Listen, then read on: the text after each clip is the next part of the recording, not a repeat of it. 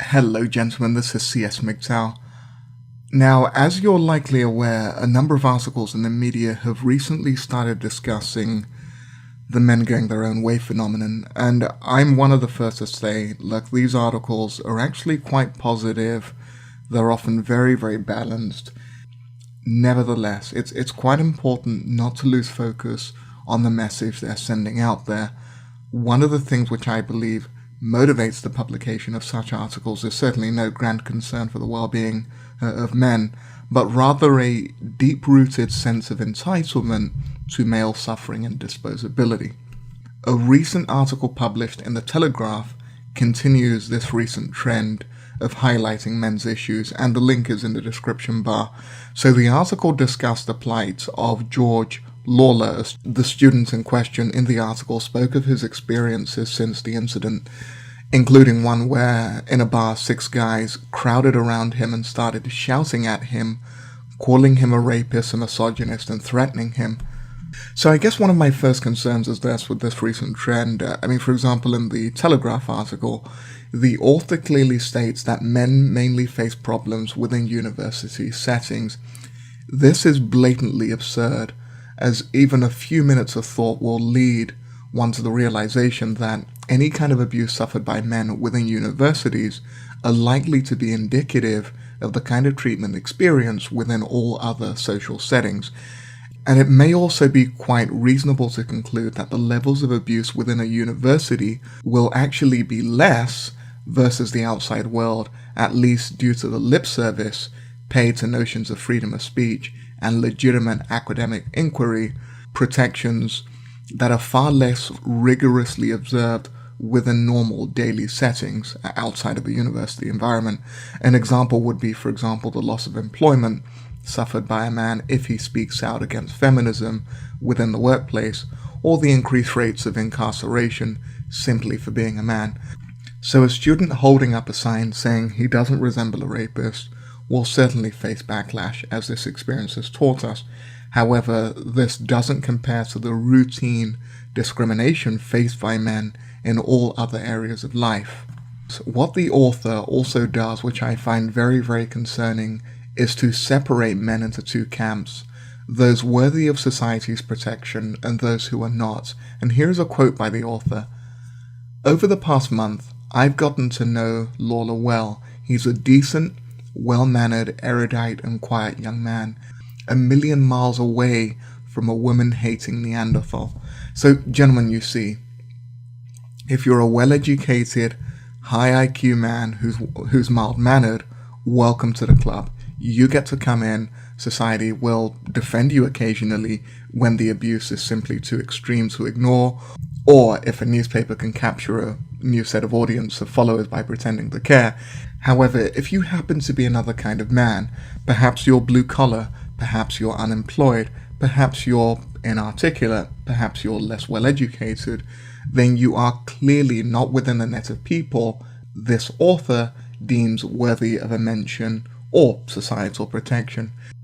So let's have a hypothetical scenario. If a man working on a building site were forced to take one of these anti-rape classes, and then he got onto Facebook and then put up a sign saying, hey, look, this isn't what a rapist looked like, would the author of the Telegraph article likely have defended him? I don't believe he would. The author then went on to say that Lawler had quote-unquote broken no law. And again, forgive me for being the cynic here, I see this as nothing more than a continuation of the good man mantra. You see, those who toe the line are welcomed into a semi-protected life. Men whose faces don't fit the narrative won't. Until these articles recognize that all men suffer due to misandry, their platitudes and attempt to separate the good men from the bad men are simply rejected. The man found guilty of burglary, who's now serving a jail sentence, is absolutely no less worthy of protection from rape than a university student who holds up a placard is worthy of protection from white knight vigilante retribution. And I'm just going to read another quote by the author of the paper, which is rather illuminating. So the author states that all too often the dialogue around consent on campus is one where men are the quote-unquote problem and women are the quote-unquote victims. The solution lies in realigning men. So such a notion by the author basically suggests that men are best served by society somehow changing their opinions with regards to us back to a previous state, which we have discussed at length within the MGTOW community. That previous state was life as a disposable tool. That's how they saw us, a necessary evil. Men were needed to carry out backbreaking labor thanklessly over a lifetime. When we kind of strip away the indignation expressed by the author at the treatment of men today, what the author and their ilk, who are now penning these papers, clearly wish for is a return to traditionalism. They believe, as do the rest of society, that we are needed. So listen, and this is to all of the authors of these articles out there. We do not recognize your needs as a legitimate claim upon the energies and abilities of men. You have used and abused us for millennia. You sat back and watched while the system of male disenfranchisement was built, codified, and you did nothing. You sat back and watched as men made up the majority of homeless and suicides and did nothing. Fuck you and your attempts to create a system of male apartheid. Inarticulate men are just as worthy of social and legal protection as the silver-tongued and well-educated. You see, we understand just how little society cares for male well-being, which is why the female student diversity officer, Bahar Mustafa, walked away without police charges for tweeting "kill all white men," but was then forced to resign for bullying a female student union president, Adriani Rashid. Your system of values is hopelessly corrupt, and we will not participate. In the article in the Telegraph, the author seems to lament the fact that MGTOW philosophy is seeping into the younger generation of men. He states, increasingly, these men are of university age. So let me understand this correctly.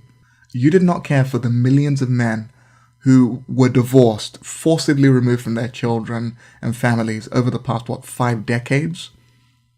Or the 40-year-old guy who's now homeless? You see, these men have been burnt in your eyes. They're of no further use to your society.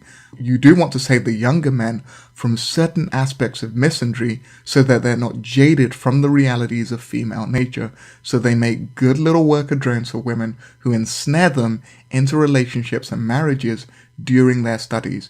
You do not care for men. You just don't want younger men to wake up to this joke of a social contract, you sick, sick fuck. Thank you very, very much. This is CS MGTOW.